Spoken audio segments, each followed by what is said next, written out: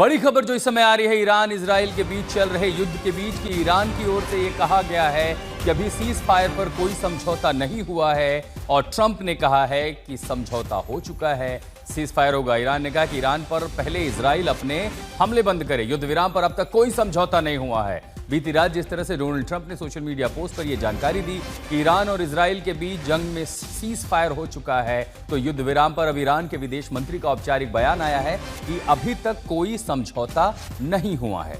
6 घंटे बाद प्रभावी होगा युद्ध विराम, ये डोनाल्ड ट्रंप ने कहा। अमेरिकी राष्ट्रपति ने कहा तो ईरान हमारे सैन्य अभियान पर फैसला बाद में होगा। ईरान की ओर से ये एक औपचारिक बयान आया है, ईरान के विदेश मंत्री ने कहा है। तो मध्य पूर्व एशिया में जिस तरह से बीती रात हालात बिगड़ रहे थे, खासकर ये देखते हुए कि किस तरह ईरान ने मिसाइलों से कतर में अमेरिकी बेस पर हमला किया और उस हमले के तुरंत बाद कुछ मिनटों के भीतर डोनाल्ड ट्रंप का यह बयान आता है कि अब सीज फायर होगा और उसी सीज फायर को लेकर के 6 घंटे में युद्ध विराम होगा। 6 घंटे का पालन ईरान करेगा और उसके बाद 12 घंटे के युद्ध विराम का पालन इजराइल करेगा। लेकिन इस बीच इजराइल की ओर ईरान की ओर से ईरान के विदेश मंत्री का यह बयान आ रहा है कि अब तक सीज फायर पर कोई सहमति, कोई समझौता नहीं हुआ है। 24 घंटे में जंग खत्म होगा। डोनाल्ड ट्रंप ने यह कहा कि 12 दिन चला ये युद्ध इजराइल के साथ, इसके पहले इतिहास में जब भी युद्ध रहे हैं वो कुछ दिनों के रहे और हमेशा वो तारीख बन गई है। और बीती रात जो कुछ पश्चिम मध्य पूर्व एशिया में हुआ है वो अब एक तारीख बन जाएगी। 12 दिन का युद्ध, डोनाल्ड ट्रंप ने भी कह दिया कि 12 दिन का इजराइल और ईरान का युद्ध और उसके बाद सीज फायर पर सहमति। हालांकि हमें देखना होगा कि ईरान के विदेश मंत्री जो कह रहे हैं, क्या ये सिर्फ अभी एक ऑप्टिक्स है या वाकई में सीज फायर पर सहमति बन गई है, या अभी भी ईरान इंतजार कर रहा है ये देखने का कि कहीं इजराइल कोई कार्रवाई करेगा या नहीं करेगा। ये तो तय है कि अगर इजराइल की ओर से हमला ईरान पर होता है तो ईरान भी उसका जवाब देगा, और अगर ऐसी स्थिति चलती रहती है तो ये जो सीज फायर है, सीज फायर पर सहमति है ट्रंप के इस दावे का होगा क्या। रोहित शर्मा हमारे साथ लगातार बने हुए हैं। रोहित, 2 चीजें अभी आपने जिसका जिक्र किया था कि ये एक मैसेजिंग का भी हिस्सा हो सकता है कि अभी तक कोई सहमति नहीं बनी है और हमारी जो सैन्य कैपेबिलिटी है या मिलिट्री पर फैसला क्या होगा ये हम बाद में इस पर देखेंगे, इस पर फैसला लेंगे। लेकिन अगर ये कहा जा रहा है, और जैसा कि आपने कहा था कि अभी भी इजराइल दरअसल उसे कई ठिकानों पर नजर बनाए हुए अगर ये हमला होगा, तो ये तो तय है कि अगर इजराइल हमला करता है तो ईरान भी पलटकर कार्रवाई करेगा। 100% आई थिंक। और वो अगेन उसका मतलब जो सीज फायर के जो अग्रीमेंट की जो कंडीशंस है उसका वायलेशन होगा। और मुझे अगेन मैंने अभी फिर से ये आप जो कह रहे थे आशुतोष, मैंने इसको फिर से एक बार फिर से पढ़ा एंड आई थिंक इसमें क्लियरली लिखा था 4 AM तेहरान टाइम। अब मुझे लगता है ईरान में अब कुछ सुबह के 4:30 के आसपास बज रहे होंगे। जी। तो यहां से अब मुझे लगता है हमें देखना होगा कि क्या सचमुच इसराइल रुक जाता है या अटैक करना नहीं करता है ईरान के ऊपर। और इस वहां से आई थिंक चीजें हमें थोड़ी समझने को मिलेगी कि किस तरह इस डायरेक्शन में ये कंडीशंस है वो जा रही हैं और क्या सीज फायर लास्ट कर पाएगा या नहीं कर पाएगा। लेकिन अगर आप इस चीज को देखें, अगर समझने की कोशिश करें, फॉर एग्जाम्पल क्या ऑप्शंस रह जाते हैं ईरान के पास। क्या वो सस्टेन करना चाहता है इस वॉर को, किस लिए करना चाहता है। प्रेसिडेंट डोनाल्ड ट्रंप पहले ही कह चुके हैं कि अगर ईरान डीएस्केलेट नहीं करता है और डिप्लोमेटिक चैनल्स के थ्रू बात नहीं करता है तो वो रिजीम चेंज की बात भी कर चुके हैं। उन्होंने ये भी कहा है कि खमेनी कहाँ छुपे मुझे पता है। तो कहीं ना कहीं मुझे लगता है कि ईरान के पास ऑप्शंस बहुत कम है और वो इसलिए एक छोटा सा एक मिशन करके, जो अगेन डिपेंडिंग ऑन आप किसकी बात सुने, अगर आप यहाँ पे अमेरिका में प्रेसिडेंट ट्रम्प की बात सुनते हैं तो वो बहुत ही फेल्ड मिशन था। अगर आप वो तस्वीरें जो हम दिखा रहे हैं जी। लगातार देखें तो लोगों को लगभग लग रहा सारी है कि मिसाइल इंटरसेप्ट कर ली गई थी कतर में ही। जी ये भी कहा जा रहा एग्जैक्टली था कि अमेरिका का अपना एयर डिफेंस भी लगा हुआ था और उसने भी जो है पेट्रियट एग्जैक्टली। मिसाइल से उसे न्यूट्रलाइज कर दिया। एक चीज मुझे जरूर बताइएगा, इजराइल का क्या होगा ये आगे की बात है, क्योंकि इसमें सबसे बड़ा स्टेक जो था वो ईरान का था। ईरान में अभी भी जो अमेरिका ने कहा, और संभवतः हमेशा ये मानते हैं जियोपॉलिटिक्स के एक्सपर्ट कि इजराइल की भी हमेशा कोशिश रही कि रिजीम चेंज हो जाए, खामनेई के हाथ से सत्ता चली जाए। क्या उस पर एक जो कोल्ड वॉर जैसी स्थिति होती है, उस तरह के ओवर्ट ऑपरेशंस, क्या इस तरह की स्थिति अब ईरान में होगी कि रिजीम चेंज की कोशिशें होंगी? डिपेंड करता है आशुतोष कि ईरान किस तरह से नेगोशिएट करता है, गुडविल में नेगोशिएट करता है नहीं करता है। और एक एक बात जो मैं कहूंगा कि जो भी डील साइन होगी अब उसको अमेरिका की तरफ से आई थिंक उसे वेरीफाई और एक ट्रांसपेरेंसी होनी चाहिए, और जो दोनों तरफ से होनी चाहिए मुझे लगता है, अमेरिका की तरफ से और ईरान की तरफ से, कि जिसमें पहले भी जैसे हम बात करते थे कि वेपन्स इंस्पेक्टर वहां जाते हैं, वो चेक करते थे किस तरह की एनरिचमेंट हो रही है, क्या वहां भी स्थिति है। यूएन इंस्पेक्टर्स जो जाते थे वहां पे चेक करने के लिए। तो मुझे लगता है एक वेरीफाइबल अप्रोच रखनी पड़ेगी डिप्लोमेटिक सोल्यूशन के लिए, और अगर उससे पीछे हट जाता है ईरान, या गुड फेथ में निगोशिएट नहीं करता है, तो मुझे लगता है कि उसके बाद जो भी ऑप्शंस अवेलेबल है प्रेसिडेंट ट्रम्प के पास, वो उसको एक्सप्लोर जरूर करेंगे। वो हमेशा से कह रहे थे टोटल सरेंडर। उन्होंने ये बात भी कही कि अगर जो भी रजीम है ईरान में, अगर वो अच्छे नहीं सोच रही है ईरान के बारे में, उन्होंने मीगा टर्म का इस्तेमाल किया, मेक ईरान ग्रेट अगेन, अगर उस मिशन पे नहीं चल रही है, तो हो सकता है कि शायद वहां के लोग पसंद ना करें ऐसी रिजीम को, जो बार बार युद्ध में झोंक रही है बिकॉज ऑफ देयर एक्शंस और या उनके मिसएडवेंचर्स। तो देखना होगा। मुझे लगता है फर्स्ट स्टेप यही होगा कि ये 24 घंटे अगर शांति से निकल जाते हैं, तो हमें पता चलेगा कि नेक्स्ट स्टेप्स क्या है। दूसरी चीज, आशुतोष, कल सुबह प्रेसिडेंट ट्रंप नेटो की मीटिंग में पार्टिसिपेट करने जा रहे हैं, वो नेदरलैंड्स जा रहे हैं।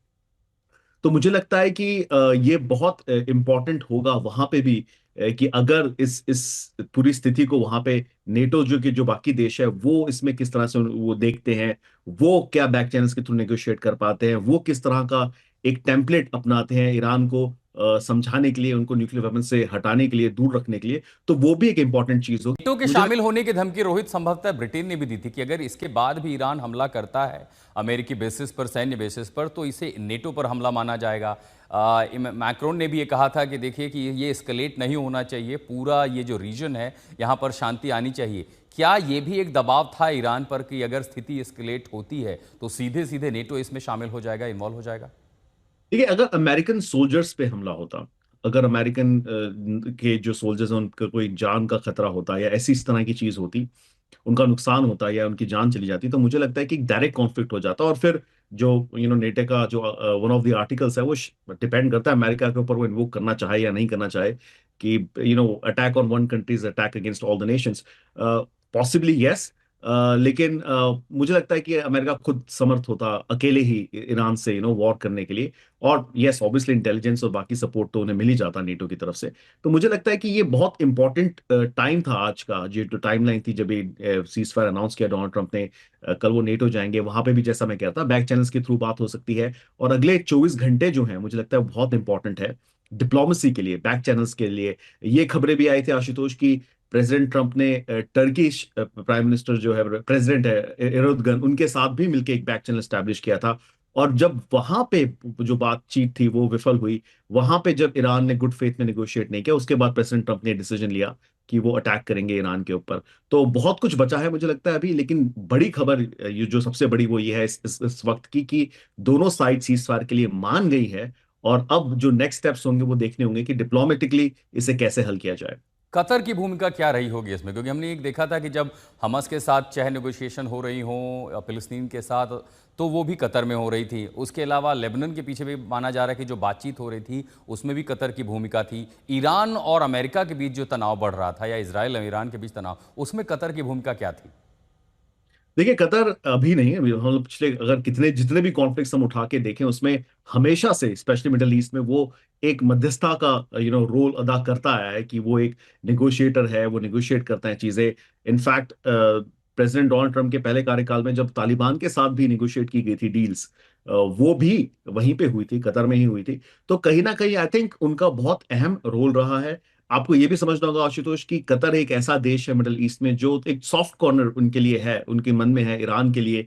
ईरान से क्लोज माना जाता है, और ये बात मैंने कल रात को भी कही थी कि जितने भी बेसेस थे मिडिल ईस्ट में, उन्होंने ईरान ने वही बेस चूज किया, कतर का ही बेस चूज किया, उनको पहले से बता दिया कि हम अटैक करेंगे।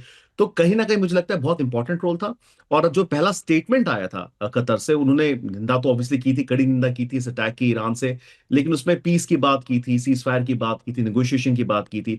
तो मुझे लगता है बहुत अच्छे तरीके से लेवरेज किया है कतर ने अपने रोल को। और क्योंकि वो अमेरिकन के भी क्लोज हैं, अभी आपने देखा था कि किस तरह से प्रेसिडेंट ट्रंप जब मिडिल ईस्ट गए थे तो कतर गए थे, वहां पे कितनी गर्म जोशी से उनका स्वागत किया गया था, इन्वेस्टमेंट लेके आए थे प्रेसिडेंट ट्रंप। तो मुझे लगता है यही जो हम बात करते हैं बैक चैनल्स के, अगर युद्ध हो भी रहा है, तो I think Qatar has proven again कि उसके बहुत अच्छी रीच है, और they have been able to convince Iran. तो बहुत महत्वपूर्ण रोल अदा किया है कतर ने।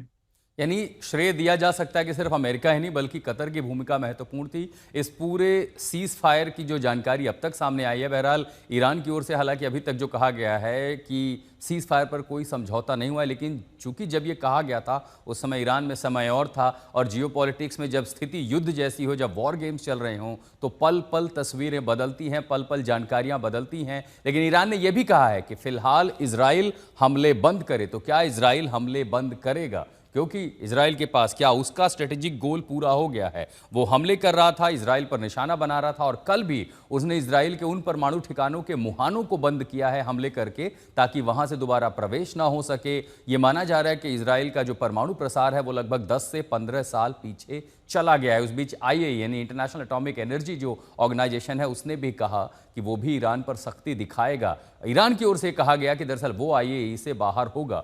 रोहित, क्या ईरान ये अब अफोर्ड कर पाएगा कि वो आईएई से बाहर हो जाए? और अगर ऐसी स्थिति होती है तो हम, ऐसा नहीं लगता कि कुल मिलाकर के घूम फिर के हम स्क्वायर वन पर चले आएंगे?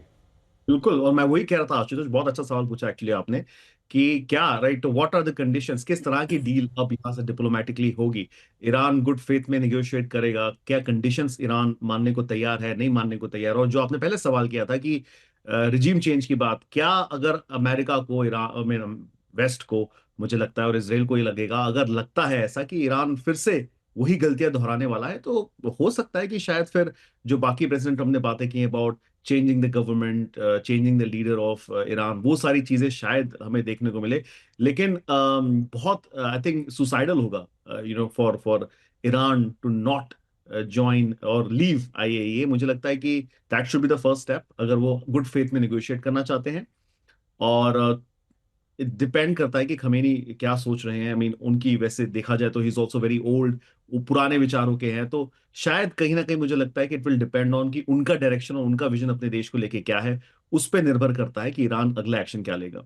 और वो तब पता चलेगा जब खामनेई सामने आएंगे। फिर खासकर पिछले दिनों में हमने देखा कि लगातार सोशल मीडिया पर उनकी ओर से बयान पोस्ट किए जा रहे थे, और उन्होंने भी ये कहा था कि अमेरिका ने जिसकी शुरुआत की है उसका अंत ईरान करेगा, बदला लिया जाएगा। और उसी के बाद हमने देखा कि ऑपरेशन ईरान ने लॉन्च किया, और लेकिन डोनाल्ड ट्रंप कह रहे हैं कि सीज फायर हो चुका है। तस्वीरें भी आप साथ में देख रहे हैं कि युद्ध विराम पर सहमति बनी, और उसके बाद ईरान के अंदर जो है जश्न का माहौल है, ईरान में जश्न चल रहा है। कतर में ईरान का हमला हुआ और उस पर डोनाल्ड ट्रंप का ये बयान कि सीज फायर पर सहमति हो गई, लेकिन फिलहाल ऑब्जर्वेशन समय दिया गया है 6 घंटे ईरान की ओर से, और उसके बाद 12 घंटे का समय इजराइल की ओर से कि ये दोनों देश एक दूसरे पर हमला नहीं करें। फिलहाल ईरान की ओर से एक कहा गया औपचारिक बयान में कि अभी तक कोई समझौता नहीं है, लेकिन चूंकि जब यह बयान दिया गया था उसके बाद काफी समय बीत चुका है, हमें देखना होगा कि ईरान आगे क्या कहता है। खामनेई कहां है, उनकी ओर से क्या कोई बयान आज सामने आएगा? ईरान के विदेश मंत्री की ओर से क्या किसी तरह की और जानकारी सामने आएगी? आईआरजीसी की ओर से कोई जानकारी आएगी? और इन सब पर भी सबसे बड़ी नजर पूरे दिन ये रहेगी